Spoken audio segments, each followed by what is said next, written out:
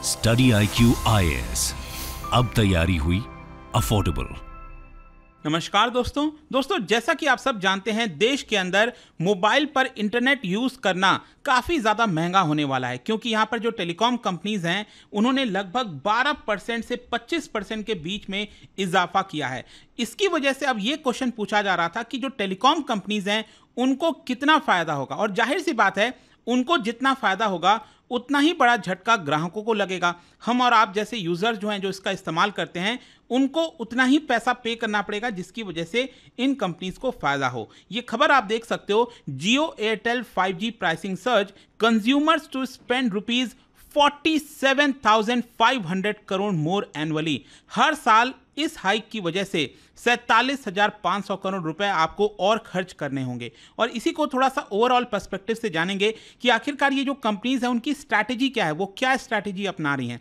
काफ़ी कुछ आपको जानने को मिलेगा। चलिए आगे बढ़ते हैं, लेकिन उससे पहले मैं आप सबको ये बता दूं कि आप में से जो भी लोग 2025 की यूपीएससी की तैयारी कर रहे हैं, हमारा जो जीएस फाउंडेशन बैच है 3 अलग अलग लैंग्वेजेस में, इन पर अभी सेल चल रही है कल तक, 30 जून तक आप इसका ज़्यादा से ज़्यादा फायदा उठा सकते हैं। By using this code Ankit live you will get maximum discount. इसका जो लिंक है वो हमारे कमेंट सेक्शन में दिया हुआ है। और साथ ही साथ अगर आप एमसीक्यूज अटेम्प्ट करना चाहते हैं तो मेरे इंस्टा पेज पर जाइए, वहां पर स्टोरीज में जितने भी एमसीक्यूज हैं उसको आप अटेम्प्ट कर पाएंगे। तो चलिए शुरुआत करते हैं और सबसे पहले ये देखते हैं कि एग्जैक्टली हुआ क्या है। देखिए, जो कंज्यूमर स्पेंडिंग है टेलीकॉम सर्विसेज पर, मतलब कि हमारे जैसे ग्राहक, हम और आप जिसके भी मोबाइल पर इंटरनेट है, आज के डेट में आपको 4G पता ही है, वो सभी के में लगभग हो गया है, लेकिन 5G भी की जो सर्विसेज है सभी में, तो उन सभी का जो एक्स्ट्रा एक्सपेंडिचर है मोबाइल यूज करने का, वो लगभग 47,500 करोड़ बढ़ने वाला है। हर साल यहां पर ग्राहकों की जेब से जो पैसा है वो निकलकर इन टेलीकॉम कंपनीज पर जाएगा। और जब मैं टेलीकॉम कंपनीज कहता हूं तो जाहिर सी बात है, इस समय देश के अंदर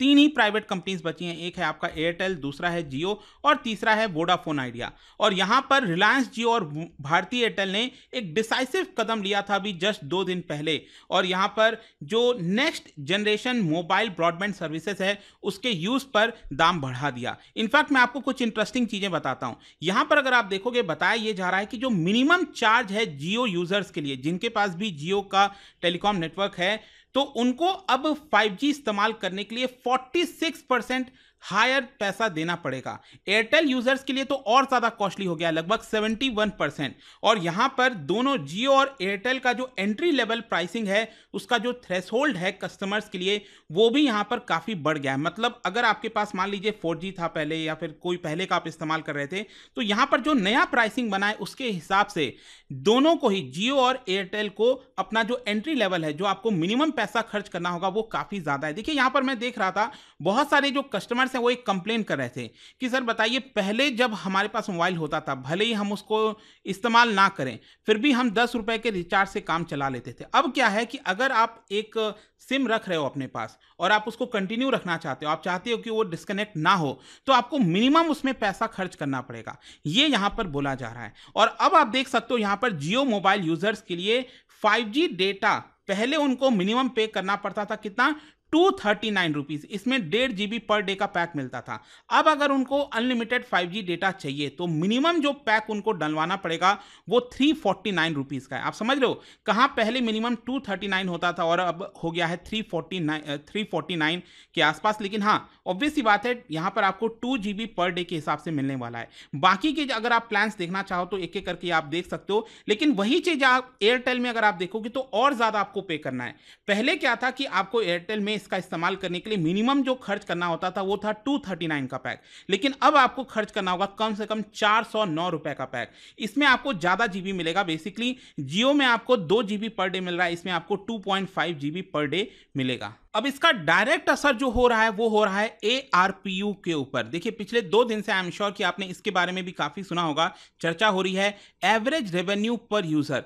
इसका सिंपल अर्थ ये होता है, जैसे मान लो एयरटेल हो गया, जियो हो गया, उनके जो एक एक कस्टमर है उनसे एवरेज में ये कंपनीज कितना कमाती हैं। मान लो अगर मैं कहता हूं कि 100 रुपए है, तो इसका मतलब जियो अपने हर एक कस्टमर से एवरेज में 100 रुपए कमाती है। ये मतलब होता है एवरेज रेवेन्यू पर यूजर का।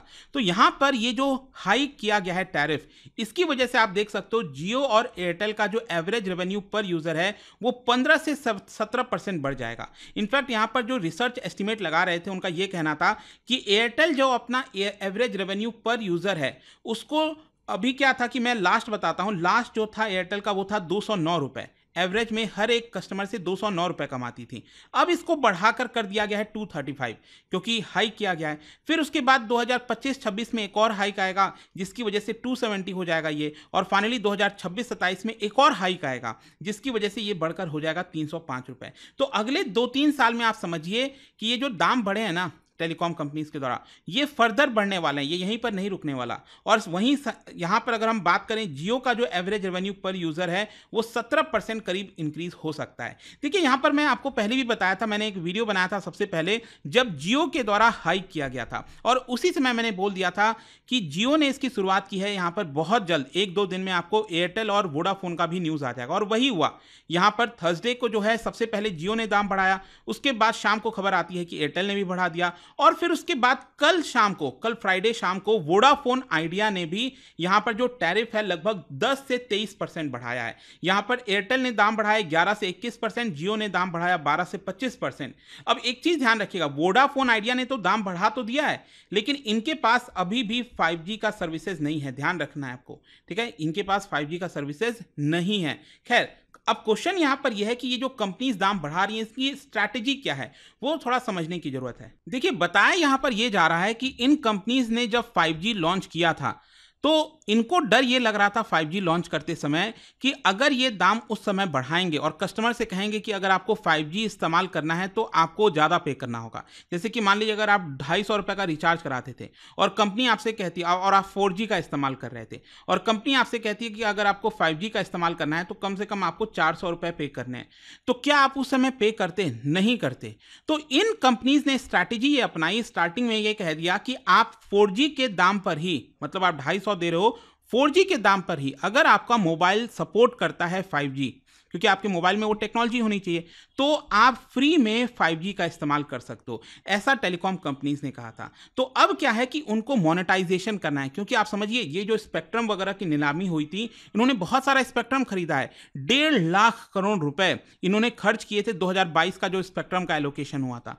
तो वो जो इन्होंने पैसा दिया है तो वो कहीं ना कहीं कस्टमर से तो ये पैसा लेंगे। तो यही इनकी स्ट्रैटेजी है कि पहले इन्होंने यहाँ पर लोगों को 5G में शिफ्ट कराया उसी सेम दाम पर, और अब यहां पर उसको मोनेटाइज कर रहे हैं प्राइस बढ़ा के। और इसलिए कहीं ना कहीं उनका यह कहना है कि इस प्राइस बढ़ने की वजह से लोग और डेटा इस्तेमाल करेंगे, क्योंकि समझिए जब आपका स्पीड ज़्यादा बेटर हो जाता है, आपने देखा होगा कि आप ज़्यादा मोबाइल का इस्तेमाल करते हो, इंटरनेट का इस्तेमाल करते हो। आप सोचिए 10 साल पहले जब स्पीड ज़्यादा नहीं मिलती थी तो उस समय आप हार्डली महीने में 2 GB इस्तेमाल कर लो, बड़ी बात है, लेकिन आज के डेट में आप डेली के बेसिस पर 2 GB इस्तेमाल कर रहे हो। तो ये स्ट्रैटेजी है कि अगर आपको स्पीड बेटर मिल रही है तो आप डेटा भी ज़्यादा इस्तेमाल करोगे, और इससे यहां पर इन कंपनीज को और ज़्यादा रेवेन्यू होगा। इनफैक्ट मैं आपको बताता हूं, यहां पर जो एस्टिमेट लगाया जा रहा था वो ये है कि हर 10 मिलियन जियो जो सब्सक्राइबर्स हैं, अगर वो अपने पुराने प्लान से 239 से 349 की तरफ जाएंगे, इसकी वजह से 400 करोड़ का मुनाफा, एक्स्ट्रा मुनाफा होगा जियो को, ठीक है।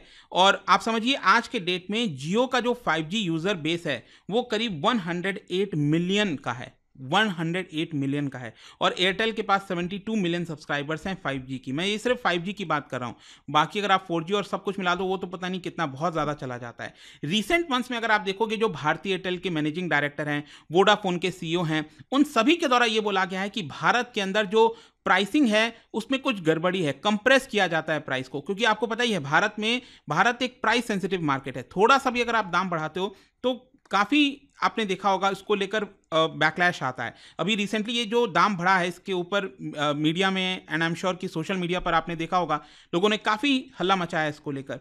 तो यही है, यहाँ पर ये जो कंपनीज के CEO हैं, मैनेजिंग डायरेक्टर हैं, उनका कहना है कि देखिए भारत में ऑलरेडी प्राइस बहुत कम था। ग्लोबल प्रैक्टिस के आधार पर जितना आप ज़्यादा डेटा इस्तेमाल करते हो आपको उतना ज़्यादा पे करना चाहिए, लेकिन भारत में उल्टा है। भारत में क्या है कि यहाँ पर कोई पर्सन अगर मान लो 10 GB इस्तेमाल कर रहा है और कोई पर्सन 100 GB इस्तेमाल कर रहा है तो उनके बीच में कोई बहुत डिफरेंस नहीं है। तो ये यहाँ पर बोला जाता है। खैर अब क्वेश्चन यहाँ पर ये भी आता है कई लोगों के मन में कि क्या सब्सक्राइबर्स इसको एक्सेप्ट करेंगे, क्या यहाँ पर कुछ चेंजेस देखने को मिलेगा, क्योंकि कुछ ये भी बोला जा रहा था कि दाम बढ़ाने से जो एवरेज रेवेन्यू पर यूजर है इन कंपनीज का ये तो बढ़ जाएगा, लेकिन हो सकता है कि लोग अपना मोबाइल जो है उसमें कुछ चेंजेस कर दें, हो सकता है कि वो इसका इस्तेमाल ना करें, उस कंपनी का इस्तेमाल ना करें। लेकिन यहाँ पर ज़्यादातर एनालिस्ट का मानना है कि कोई बहुत बड़ा चेंजेस नहीं होने वाला, क्योंकि आज के डेट में आप देखिए जो मोबाइल फ़ोन का इस्तेमाल है, इंटरनेट है, वो एकदम बेसिक चीज़ बन गया है। मतलब भले ही आप देखोगे किसी के पास खाने को पैसे नहीं हो, भले ही उसके पास मतलब नॉर्मल उसको डेली लाइफ का जीवन जो उसका होता है ना, हम क्या कहते हैं स्टैंडर्ड ऑफ लिविंग, वो उतना अच्छा नहीं होगा, लेकिन उसके पास आईफोन होगा, वो इंटरनेट इस्तेमाल करेगा। ये आप देख रहे होगे, ये एक चेंजेस आया है। तो इसकी वजह से जो भी कंसोलिडेशन होना था, पहले आपको याद होगा देश में बहुत सारी टेलीकॉम कंपनीज होती थी, आपके पास काफ़ी चॉइसेस होते थे, लेकिन अब ये कंसोलिडेट हो गया है। दो ही बड़े प्लेयर बचे हैं, एयरटेल और जियो। वोडाफोन कितना चलेगा क्या है नहीं पता, लेकिन यहाँ पर जो भी कंसोलिडेशन होना था हो गया है। कोई बहुत बड़ा ऐसा नहीं है कि सब्सक्राइबर्स लूज कर जाएंगे या फिर जियो से एयरटेल में आ जाएंगे या फिर एयरटेल से जियो में चले जाएंगे, क्योंकि दाम हर एक कंपनी बढ़ा रही है। और लास्ट में यहाँ पर एक और क्वेश्चन है, वो ये है कि ये जो हाइक हुआ है टैरिफ का, इससे कौन से कंपनी को ज्यादा फायदा होगा। देखो यहाँ पर नॉर्मल जो एवरेज रेवेन्यू है इन कंपनीज का वो 10% के हिसाब से बढ़ ही रहा था हर साल, भले ही यहाँ पर टैरिफ हाइक हो ना हो। लेकिन यहाँ पर जो टैरिफ हाइक हुआ है इसकी वजह से बताया जा रहा है कि जियो को थोड़ा सा ज़्यादा फायदा होगा, लेकिन लगभग 18% का रेवेन्यू ग्रोथ देखने को मिल सकता है, और वहीं जो एयरटेल है उसको लगभग 17% का रेवेन्यू ग्रोथ देखने को मिल सकता है। तो ये पूरा वीडियो था दोस्तों। आई होप कि एक जो एनालिसिस है इसके बारे में आई होप आपको समझ में आया होगा। और जाने से पहले एक इंटरेस्टिंग क्वेश्चन, क्या बता सकते हो इनमें से कौन सा ऑर्गेनाइजेशन है जो बैलेंस ऑफ पेमेंट की प्रॉब्लम सॉल्व करने के लिए मदद करता है। इसका राइट आंसर आप सबको पता है, मेरे इंस्टाग्राम पर तो मिलेगा ही, वहां पर अगर आप नहीं हो कोई बात नहीं, टेलीग्राम से ले सकते हैं इसका सही उत्तर। मैं कई सारे जो एमसीक्यूज हैं वो यहाँ पर स्टोरीज में डालता रहता हूँ। अगर आपको पीडीएफ चाहिए तो टेलीग्राम पर आइए, अलग अलग सोशल मीडिया पर आप जुड़ पाओगे। और जैसा मैंने आपको बताया, अगर आप यूपीएससी की तैयारी कर रहे हैं, कोई भी बैच चाहते हैं, you can simply use this code Ankit live, और कल तक आपको ये सेल का ऑफर उठाना है तो आप इसको ज्वाइन कर सकते हैं। आई होप की वीडियो आपको पसंद आया होगा। मिलता हूं आपसे next time, till then thank you very much, see you soon. Study IQ IAS, अब तैयारी हुई अफोर्डेबल।